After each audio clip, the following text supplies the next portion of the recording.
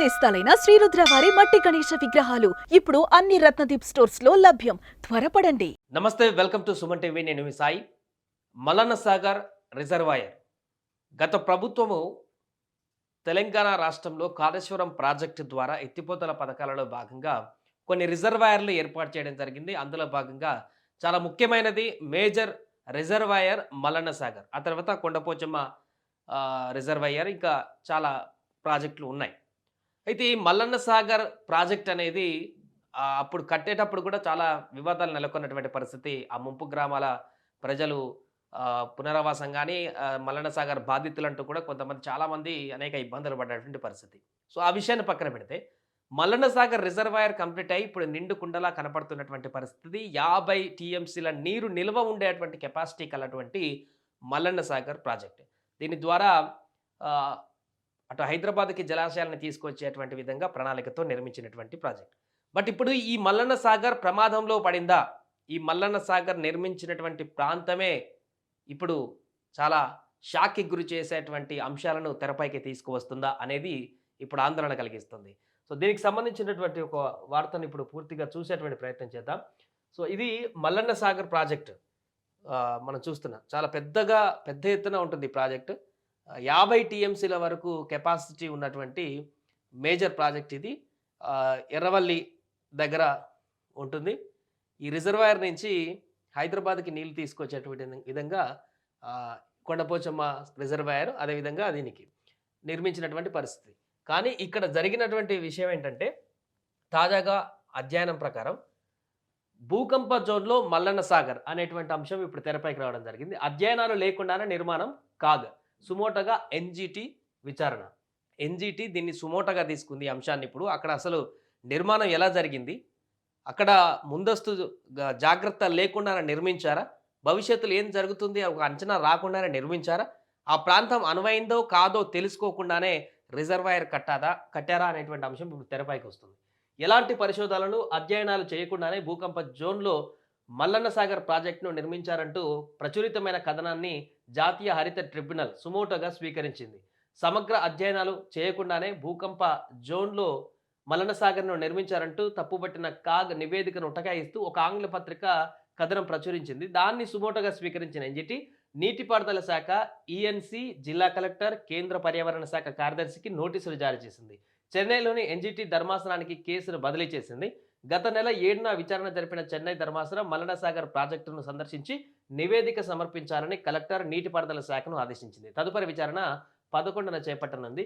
గత ఏడాది సిక్కింలో లోహనాకు వాక్కు గండిపడడంతో తీస్తా నది పైన చుంగ్దాంగ్ వద్ద నిర్మించినటువంటి hydro power project cum dam కొట్టుకుపోయినటువంటి ప్రాణనష్ట, ఆస్తి నష్టం సంభవించింది.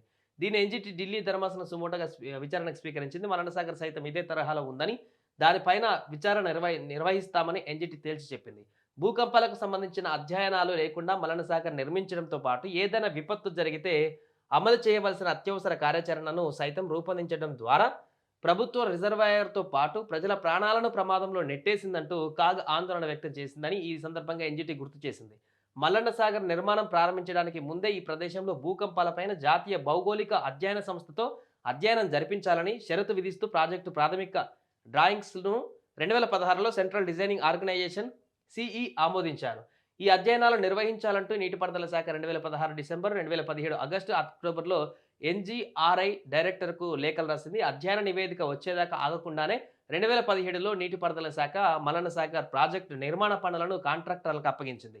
మరోవైపు మల్లన్న సాగర్ను ప్రతిపాదించిన ప్రాంత భూగర్భంలో అత్యంత లోతులో వరకు నిలువున 3 జతల పగుళ్ళు, వాటిలో కదలికలు ఉన్నట్లుగా ఎన్జిఆర్ఐ 2017 మార్చిలో ఇచ్చిన ప్రాథమిక నివేదికలో పేర్కొందని కాగ్ స్పష్టం చేసింది.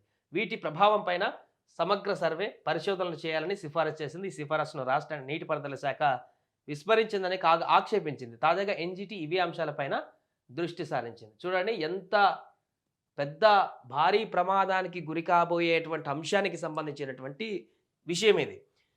ఎన్జిటి ధర్మాసనానికి కేసు బదిలీ చేసింది, చాలా సీరియస్గా తీసుకుంది. ఎందుకంటే మనం గతంలో మొన్న చూసాం రీసెంట్గా ఇక్కడ సిక్కింలో ఇట్లనే సేమ్ మొత్తం పవర్ ప్రాజెక్ట్ కమ్ డ్యామ్ మొత్తం కూడా వరదలకి కొట్టుకుపోయినటువంటి పరిస్థితి భూకంపాల కారణంగా. ఇప్పుడు మల్లన్న సాగర్ దగ్గర కూడా ఇదే రకమైనటువంటి పరిస్థితి వస్తే అప్పుడు జరగబోయేటువంటి నష్టం ఏంటిదనేటువంటి అంచనాలను కూడా ఇప్పుడు చేస్తున్నారు. ఎందుకంటే లోతట్టు ప్రాంతాలు ఏదైతే ఉన్నాయో, దీనికి లోతట్టు ప్రాంతాలు ఏదైతే ఉన్నాయో వాటన్నిటి నుంచి కూడా ప్రజలకు ఇబ్బంది వచ్చేటువంటి అవకాశం ఉంటుంది. ఇటు గాని. దాని కారణంగానే ఇప్పుడు ప్రభుత్వం అలర్ట్ అయినటువంటి పరిస్థితి కనిపిస్తుంది. కాగ్ ఇచ్చినటువంటి నివేదిక కారణంగా ఎన్‌జీటీ కీలకమైనటువంటి అడుగులు వేసేటువంటి పరిస్థితికి మనం ఇప్పుడు చూస్తున్నాం. సో, ఈ మల్లన్న సాగర్ చుట్టుపక్కల ఉన్నటువంటి ప్రాంతాలు ఇప్పుడు ప్రమాదంలో పడేటువంటి అవకాశం ఉందన్నట్టుగా మనకు కనపడుతుంది. ఈ సాగర్ చుట్టూ ఉన్నటువంటి లోతట్టు గ్రామాలు ఏదైతే ఉన్నాయో, ఒకవేళ ఇదే గనక భూకంపాలకు అనువైనటువంటి ప్రాంతంగా గుర్తించినట్లయితే భవిష్యత్తులో ఆ పగుళ్ళ ద్వారా ఏర్పడేటువంటి ప్రమాదం ఏదైనా జరిగితే, డ్యామ్ గనక ఇబ్బందులకు గురైతే పూర్తిగా ఈ చుట్టుపక్కల ఉన్నటువంటి గ్రామాలు కూడా తీవ్రమైనటువంటి ప్రభావం ఉంటుందనేటువంటి విషయం అయితే స్పష్టంగా కనపడుతుంది. అందుకనే ఇప్పుడు ఎన్‌జీటీ దీనిపైన సీరియస్‌గా తీసుకుని సుమోటోగా స్వీకరించింది. ఎందుకంటే ప్రమాదం జరగక ముందుకే జాగ్రత్త పడడం చాలా ఉత్తమమైనటువంటి పరిస్థితి. సరే, గత ప్రభుత్వం ఎలా కట్టింది, ఏం కట్టింది, ఏ ఉద్దేశంతో కట్టింది అనేటువంటి విషయం పక్కన పెడితే, అంటే జాగ్రత్తలు తీసుకోకుండా అది వాటర్ స్టోరేజ్, దాని ద్వారా హైదరాబాద్‌కి నీళ్ళు తీసుకురావడం, పరిసర ప్రాంతాలన్నీ సాగునీటి అందించడం ఒకటి మంచి ఉద్దేశం అయినప్పటికీ కూడా తొందరపాటు చర్యల వల్ల అది మంచి లొకేషనా కాదా అనేటువంటిది తెలియకుండానే తొందరపాటు చర్యల వల్ల తీసుకున్నటువంటి నిర్ణయంతో అక్కడ ఉన్నటువంటి ప్రజలకు ఇబ్బంది అయితే తీవ్రమైనటువంటి పరిణామాల తర్వాత ఎదురయ్యేటువంటి అవకాశం ఉంది. కాబట్టి ఎన్‌జీటీ ఇప్పుడు దీన్ని సుమోటోగా తీసుకుంది. కాగ్ ఇచ్చినటువంటి రిపోర్ట్‌లోనే చాలా అంశాలు ప్రస్తావించింది. కాగ్ ఇక్కడ భౌగోళిక పరిస్థితులకు సంబంధించి భూగోళ శాస్త్రవేత్తలు ఇచ్చినటువంటి అంశాలను కూడా పరిగణనలోకి తీసుకోలేదనేటువంటి విషయాన్ని ప్రస్తావిస్తూ చేసినటువంటి రిపోర్ట్‌ని సీరియస్‌గా తీసుకున్నటువంటి ఎన్‌జీటీ ఈరోజు దీన్ని సుమోటోగా స్వీకరించింది. చెన్నై ఎన్‌జీటీ అక్కడికి కూడా ఈ కేసును తరలించడం జరిగింది.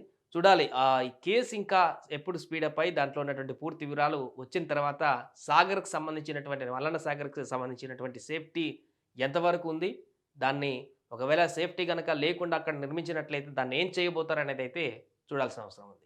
సుమన్ టీవీలో మీ పర్సనల్ అండ్ బిజినెస్ ప్రమోషన్స్ కోసం కింది నెంబర్కి కాంటాక్ట్ చేయండి.